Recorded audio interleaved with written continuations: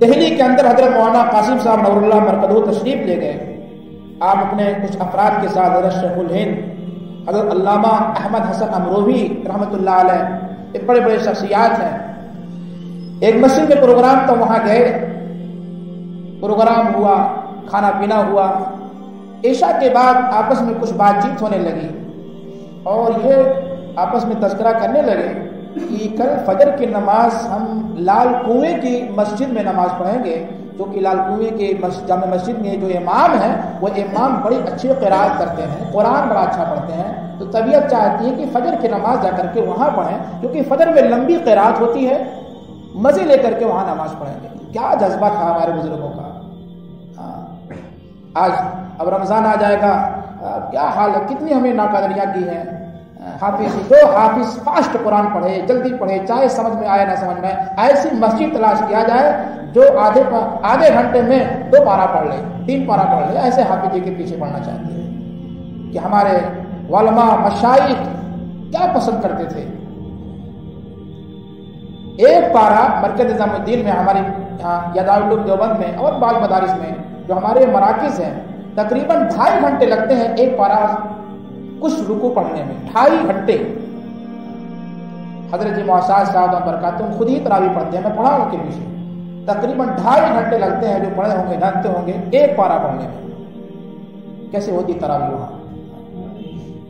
یہاں تو 4 رکعت پر امام صاحب سلام پھیریں گے تو گھڑی پر نظر جائے گی، دوبارہ پھر سلام پھیریں گے، پھر گھڑی دیکھیں گے، کہ لگتا ہے 2 منٹ زیادہ لے لیا امام صاحب نے. امام صاحب قرآن نہیں دیکھتے تھے کیا؟ متولی صاحب بھی بول رہے ہیں، اقام نمازی امام صاحب کیوں بھولتے ہیں اتنا کہ پوری رات کے لیے جاگنا ہمارے اپنے کاروبار کے لیے اور دنیا کے کاروبار کے لیے، آج کل موبائل کے لیے جاگنا آسان ہے، لیکن اللہ کے گھر میں اللہ کے لیے، اللہ کے سامنے کھڑا ہونا مشکل ہو گیا، کیونکہ عادی ہی نہیں بنے. نہ صحابہ کی زندگی ہمارے سامنے ہے، نہ قرآن ہمارے سامنے ہے. تو ہمارے مشائخ، میں کچھ بتا رہا تھا کہ حضرت مولانا قاسم صاحب اللہ مرکزوں نے پروگرام کیا. علماء نے کہا، بعض لوگوں نے کہا، ایک صاحب اس میں تھے کہ لال کنواں کی جامع مسجد میں نماز پڑھی جائے، وہاں کے امام صاحب قرآن بڑا اچھا پڑھتے ہیں. اسی میں ایک عالم نے غالباً حضرت علامہ احمد حسن امروہی رحمۃ اللہ نے، انہوں نے کہا نہیں بھائی، لال کنویں کی جامع مسجد میں نماز ہرگز نہیں پڑھنی ہے، اس لیے کہ وہ تو ہمارے حضرت مولانا قاسم صاحب رحمۃ اللہ علیہ پر تکفیر کا فتویٰ لگاتا ہے. ہمارے حضرت مولانا قاسم صاحب رحمۃ اللہ علیہ کو کافر کہتا ہے، اس لیے ہم اس امام کے پیچھے نماز نہیں پڑھیں گے. حضرت مولانا قاسم صاحب رحمۃ اللہ علیہ کے پاس یہ بات پہنچی. بڑی دلچسپ بات ہے، مختصر بات ہے. حضرت مولانا قاسم صاحب رحمۃ اللہ علیہ کے پاس یہ بات پہنچی اور مولانا نے کہا کہ نہیں بھائی، لال کنواں کی جامع مسجد ہی میں سب لوگ نماز پڑھیں گے اور ہم بھی نماز پڑھیں گے اور قرات سنیں گے. اگر یہ صفات ہے، یہ خوبی ہے تو ہم بھی چلیں گے. وہ فتویٰ دے رہے ہیں، ان کا فتویٰ اپنی جگہ پر، لیکن ایسے قابل قدر امام کے پیچھے ہم بھی نماز پڑھنا چاہتے ہیں. اس امام کی کوئی غلطی نہیں، اس عالم کی کوئی غلطی نہیں ہے، جو میرے متعلق وہ ترجمانی کیا اس کی غلطی ہے، اس کا قصور ہے. امام کا قصور نہیں ہے، بلکہ ان کا علمی تقاضا ہے کہ مجھے کافر کہے اگر میرے بارے میں کوئی کفر کی بات پہنچائی گئی ہے. چنانچہ حضرت مولانا قاسم النانوتوی رحمۃ اللہ علیہ اپنے ساتھیوں کے ساتھ لال کنواں کی جامع مسجد دہلی میں پہنچے. فجر کی نماز سے پہلے پہنچ گئے اور وہاں آپ نے نماز پڑھی. نماز پڑھنے کے بعد چیمی گوئیاں آپس میں، ارے یہ کہاں سے ہو گئے، یہ دیوبند کے لوگ کہاں سے آ گئے. کسی نے کہا حضرت علامہ قاسم بھی آ گئے. امام بہت شرمندہ ہوئے، امام کو تعجب اور حیرت ہوئی کہ کہاں سے یہ صاحب آ گئے. ہم تو ان کو تو ہر تقریر میں ہم کفر کا فتویٰ دیتے ہیں، اپنے خطبہ میں ان کو برا بھلا کہتے ہیں، یہ ہمارے پیچھے نماز پڑھنے آ گئے. بہت شرمندہ ہوئے اندر سے. اور کون انسان میں شرمندہ ہو سکتا، جس کے اندر دل ہو، جس کی زندگی، جس کے ذرا سا ایمان ہو. چنانچہ وہ شخص بہت شرمندگی کے ساتھ حضرت سے ملا، ملاقات کیا اور یہی نہیں معانقہ کیا، مصافحہ کیا. کہا حضرت آپ کے متعلق تو مجھے یہ خبر پہنچی ہے. مولانا قاسم صاحب نے فرمایا کہ بھائی ہمیں آپ کی قدر ہے، آپ کی عظمت ہمارے دل میں ہے امام صاحب. صرف اس لیے نہیں کہ قرآن آپ اچھا پڑھتے ہیں، اس لیے بھی آپ کی عظمت ہے. اور عظمت مجھے میرے دل میں آپ کی عظمت بڑھ گئی ہے کہ آپ نے مجھے کافر کہا ہے. کیوں؟ اس لیے کہ کسی ایمان والے کے سامنے کسی کے کفر کا تذکرہ کیا جائے اور کفریہ بات کے نقل کیا جائے اور جس سے فتوے میں اور علم کی روشنی میں وہ کافر ہو جاتا ہو تو ایمانی حمیت اور غیرت ہے اس مسلمان کے لیے کہ فوراً کفر کا فتویٰ دے. وہ خاموش رہنا اس کے لیے یہ جرم ہو جائے گا، فرض ہے کہ اس کے لیے اس کو کافر کہے. اس لیے آپ نے تو اپنا فریضہ پورا کیا ہے، بس شکایت اتنی ہے کہ آپ ذرا تحقیق کر لیتے کہ واقعی ہم کفریہ عمل کرتے بھی ہیں کہ نہیں کرتے ہیں. بس اتنی شکایت ہے کہ آپ ذرا سا تحقیق کر لیتے، فتویٰ لکھنے سے پہلے، فتویٰ دینے سے پہلے، تقریر سے پہلے ذرا میرے بارے میں تحقیق کر لیتے. اب میں ایسا ہوں کہ نہیں ہوں؟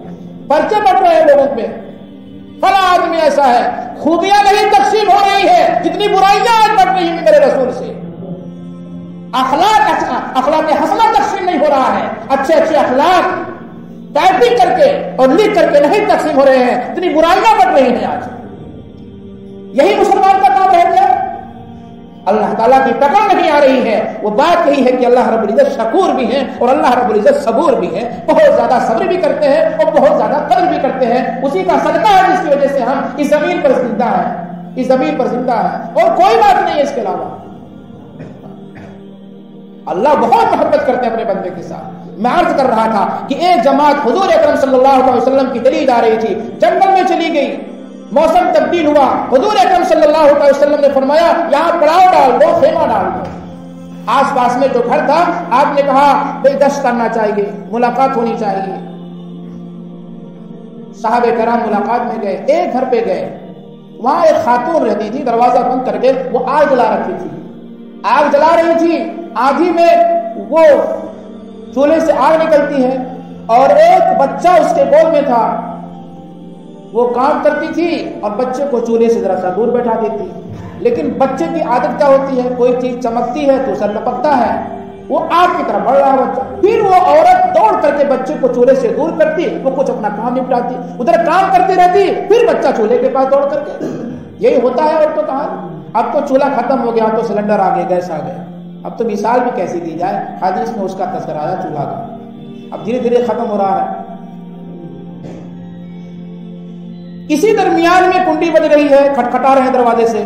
اصحاب رسول اللہ صلی اللہ علیہ وسلم. کون؟ کیا ہم اصحاب رسول اللہ ہیں. جلدی سے وہ عورت آئی، دروازہ کھولا اور آگ چولہے کو بجھایا. بچے کو گود میں. کیا بات ہے؟ کہا ہماری جماعت آئی ہے، کچھ دن کی بات ہوگی. تو اس عورت نے کہا میں مسلمان ہو چکی ہوں، میں کلمہ پڑھ چکی ہوں. ذرا یہ بتاؤ کہ اس جماعت میں محمد صلی اللہ علیہ وسلم خود بھی ہیں؟ اس صحابی نے کہا ہاں آپ صلی اللہ علیہ وسلم خود بھی آئے ہیں جماعت میں، آپ بھی تشریف فرما ہے. اس عورت نے کہا سب چھوڑ دیا سارا کام اور اپنے بچے کو لے کر کے، یہ نہیں کہ میں اکیلی ہوں، بچہ میرا چھوٹا ہے، چولہا جلا رہی ہوں، بھوک لگی ہے، کچھ نہیں، کہ رسول اللہ صلی اللہ علیہ وسلم ہے کہ ہے، بس کچھ نہیں سنا. مسلمان ہو چکی ہوں، کوئی عذر نہیں. سیدھے دربار رسالت میں وہ حاضر ہوتی ہے، آپ کا بیان سنتی ہیں، آپ کا پیغام سنتی ہیں. بعد میں وہ عورت بچے کو لے کر کھڑی ہوتی ہے. میں اس پر عرض کرتا ہوں کہ اللہ کتنا اپنے بندے سے پیار کرتا ہے، کتنی محبت اللہ کا ہے، اللہ کو ہے، جس محبت کے صدقے میں ہم زندہ یہاں بیٹھے ہوئے ہیں. کیسا وہ شکور اور کیسا وہ صبور اور کیسا وہ رحمان اور کیسا رحیم ہے. وہ عورت کھڑی ہو کر کے کہتی ہے اے اللہ کے رسول صلی اللہ علیہ وسلم میں آپ سے کچھ سوال کرنا چاہتی ہوں. فرمایا کیا سوال کرو گی؟ کرو.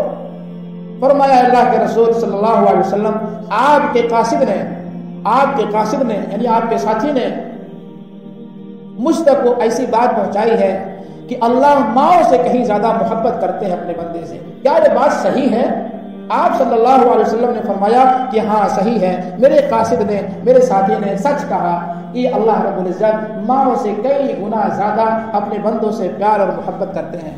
فرمایا اے اللہ کے رسول صلی اللہ علیہ وسلم یہ میرے گود میں بچہ ہے، آگ جل رہی تھی، آندھی چل رہی تھی، میں کام کر رہی تھی اور اس درمیان میں ذرا سے غفلت نہ ہو کہ میرا بچہ کہیں چولہے میں جل نہ جائے، اس کا ہاتھ میں کہیں جل جائے. میں دوڑ کر کے اس کو پکڑتی ہوں چولہے سے بچانے کے لیے، کہیں میرا بچہ جل نہ جائے. میں ماں ہوں، یہ میرا چھوٹا بچہ، میں نہیں چاہتی کہ میرا بچہ جل جائے، اس کو کوئی تکلیف ہو. اے اللہ کے رسول صلی اللہ علیہ وسلم آپ اتنا ذرا بتا دیجئے کہ اللہ اپنے بندے کو جہنم میں کیسے ڈالے گا؟ ادھر اللہ محبت بھی کرتے اتنا زیادہ، اتنا محبت بھی اللہ کرتے ہیں، اور ہم ایک ماں ہوں، میں بھی چاہتی کہ چھوٹا بچہ جلے، اللہ بھلا کس طرح سے جہنم میں اپنے بندوں کو ڈالیں گے؟ حضور اکرم صلی اللہ علیہ وسلم سر نیچا کر لیے، راوی کہتے ہیں نیچا کر کے رونے لگے آپ صلی اللہ علیہ وسلم کہ میں کیسے سمجھاؤں اس عورت کو، میں اس کا کیا جواب دوں؟ اسی درمیان میں حضرت جبرائیل امین علیہ السلام تشریف لے کر کے آئے، وحی آئے، وحی مطلوبی ہے، وحی غیر مطلوبی ہے۔ آپ نے سر اٹھایا اور کہا اے خاتون بے شک اس میں کوئی شک نہیں ہے اللہ رب العزت اپنے بندے سے بہت محبت کرتے ہیں اور اپنے بندے کو جنت دیں گے، اس میں کوئی شک نہیں ہے، مگر مشرک کافر متعنت متکبر او کما قال علیہ السلام جو ایسا سرکش اور باغی انسان ہو جو شرک اور کفر پر درپے ہو لگاتار اور اس نے اپنی کمر اور باندھی رکھی ہے اسی پر ہمیں مرنا اور جینا ہے، تو فرمایا بس ایسے کے لیے اللہ کے ہاں کوئی خانہ نہیں ہے، اور باقی سب کے لیے بڑی گنجائشیں ہیں، بڑی گنجائشیں ہیں۔ اللہ بڑی محبت کرتے ہیں اپنے بندوں کے ساتھ، اللہ کی ذات سے ہم سب کو فائدہ اٹھانا چاہیے۔ میرے دوستو ہم طے کریں کہ ہم عمومیت پر اجتماعیت کے ساتھ مسجد کو آباد کریں گے، اور مسجد کے آبادی کے ساتھ ساتھ ہمیں دین کے اعتبار سے اپنے گھر کو آباد کرنا ہے، اعمال سے آباد کرنا ہے، اعمال سے آباد کرنا ہے۔